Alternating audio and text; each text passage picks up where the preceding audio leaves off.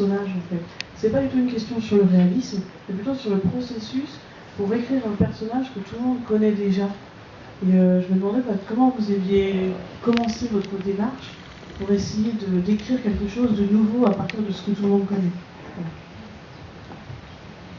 Je ne crois pas que beaucoup de gens connaissent Racine quand il a 10 ans. Et d'ailleurs, moi, je ne le connaissais pas non plus et je ne le connais toujours pas parce que je ne l'ai pas trop lu. Donc, en fait, j'ai inventé cette histoire d'enfant au milieu de cet environnement qui, lui, est connu. L'environnement est connu. Mais l'enfant, dans ses expériences, ses observations, ses sensations, c'est un personnage complètement inventé, qui a sans doute d'ailleurs très peu à voir avec le XVIIe siècle, et qui a sûrement beaucoup plus à voir avec le XXe, le XXIe, c'est-à-dire avec moi. Et donc cet enfant qui se retrouve avec ses maîtres de langues anciennes ou de religion, en tout cas dans cet environnement qui m'est très étranger, est quand même un enfant qui me ressemble. Donc, et quand bien même je n'aurais pas vécu toutes ces expériences, ce qui est le cas, j'ai absolument jamais vécu ce qu'il a vécu. Tu as été janséniste quand même. J'étais janséniste, mais il fallait pas le dire. Et donc, cet environnement, en fait, c'est comme si je m'étais un peu moins transplantée dans cet environnement, tout en ayant en tête que j'avais écrit 12 tragédies dans la langue du XVIIe. Vous voyez, j'ai fait un mix entre moi-même et cet auteur que finalement je ne connais pas, en dehors de son œuvre.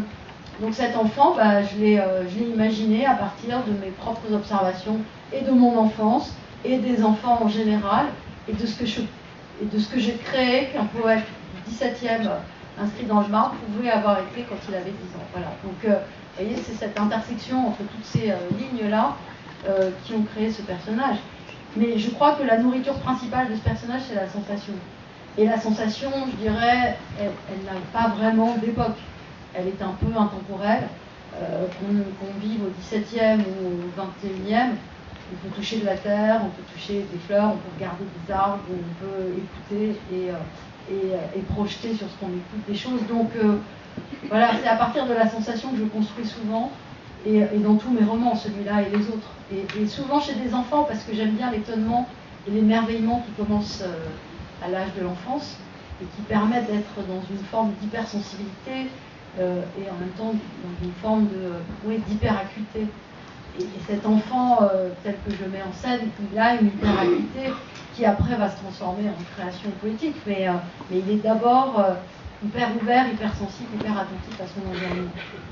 Et du coup, quand vous utilisez des personnages qui ont des noms là-dessus que tout le monde connaît, comme Titus, Bérénice, voire César, comment vous faites pour penser la connaissance historique qu'on a de ces personnages et la connaissance que vous voulez apporter sur ces personnages?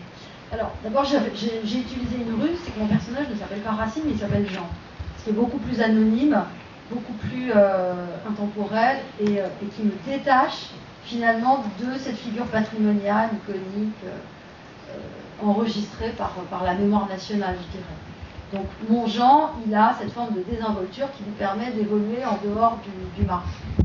Donc c'est un nom à la fois qui est le sien, ça tombe bien, mais qui est tout à fait différent et qui a une autre tonalité. Après, pour ce qui est de Titus et Bérénice dans la partie contemporaine de mon roman, il est vraisemblable qu'ils ne s'appellent pas comme ça. Moi, je les ai appelés comme ça parce que je voulais construire cette partie en résonance avec la tragédie de Racine. Mais sans doute s'appelle-t-il... alors, si je vous donne les prénoms que j'ai en tête, ça va vous les rendre très vieux, mais je ne sais pas, Catherine, Isabelle, Florence ou Pierre, ou peut-être Léa, Maude, Maya, enfin voilà, des prénoms plus jeunes. Mais il est vraisemblable que c'est un artifice que j'utilise. Mais tout le monde pense qu'il s'appelle Titus et Bérénice, donc ça c'est ma ruse à moi. Mais dans mon esprit, quand j'écris sur eux, ils ne s'appellent évidemment pas comme ça, parce que Bérénice n'a pas de voiture. Voilà. Donc, et elle n'a pas de téléphone, et elle ne peut pas envoyer un SMS ni en recevoir. Donc je les ai construits à partir de cet artifice, mais ce sont des noms artificiels. Donc, et c'est cet artifice qui me permet d'avoir cette liberté en fait, et de me tenir à distance et des figures légendaires et des figures historiques. Votre question est très belle parce que elle souligne quelque chose. Enfin, on n'y fait jamais attention, mais le prénom, un personnage, il y a une image, il y a la construction d'un personnage, c'est long à raconter, mais César, il s'appelle César, parce que je me suis dit, mais Titus, Bérénice, César, mais en fait, oui, il a un rapport avec Jules César, en fait, à l'époque de mon premier roman, Désagrégé. C'est quelqu'un qui doit... En fait, je me suis dit, je veux un nom de conquérant pour un personnage qui est le contraire d'un conquérant, qui est quelqu'un qui a été battu. C'est pour ça que j'ai un peu repris tout à l'heure, j'ai dit concours au lieu d'examen, parce que en fait, ça change tout. Parce que l'intrigue de Désagrégé, c'est que c'était précisément un concours, il y a quelques places, et quand vous n'êtes pas là, vous ne pouvez pas repasser, il n'y a pas un rattrapage, quoi. Et lui, le seul rattrapage, c'était de tuer son meilleur ami qui lui, avait eu l'agrégation. Mais en fait, voilà, César, il s'appelle César à cause de ça. C'est un perdant, un loser, on dirait aujourd'hui. Et il a un nom de conquérant, donc il doit réparer, il doit faire honneur à son prénom. Et dans Birman, il est à nouveau un perdant, parce qu'en fait, il est là sur une île en Birmanie, en Thaïlande. Il rêve de la Birmanie, il rêve d'être reporter, il l'a jamais fait, et c'est la fille avec laquelle il est qui lui dit « Mais en fait, c'est nul, tu rêves de ça, tu le fais pas, de toute façon tu fais jamais rien, je te quitte. » Et il va devoir finalement franchir ce fleuve pour aller en Birmanie qui a rien à voir avec la Thaïlande et qui se fait. Donc à chaque fois, le nom du personnage passe dans Plongée, elle change de nom. À un moment, elle se fait appeler Dolores, et plus de base. Et toutes ces notions, et j'aime bien ce que tu dis sur le fait d'appeler aujourd'hui des... Parce qu'en fait, ça marche bien quand on donne des personnages, des noms tellement connotés, encore que Titus et Bérénice, ça va, c'est pas Michael Jackson, mais des noms très très connotés littérairement, qui permettent justement d'instaurer un jeu, parce qu'on s'amuse aussi quand on écrit aussi, il faut le dire, même s'il y a une mise à distance, il y a aussi un plaisir de jeu, de ruse, tu as employé le mot de ruse et étonnement, ce sont des mots qui font appel à des notions grecques.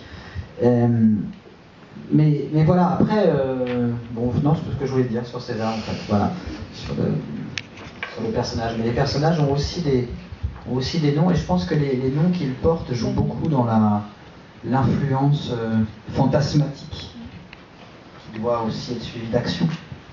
Après, que ces personnages ont sur nous, en tout cas, cette influence presque cosmique.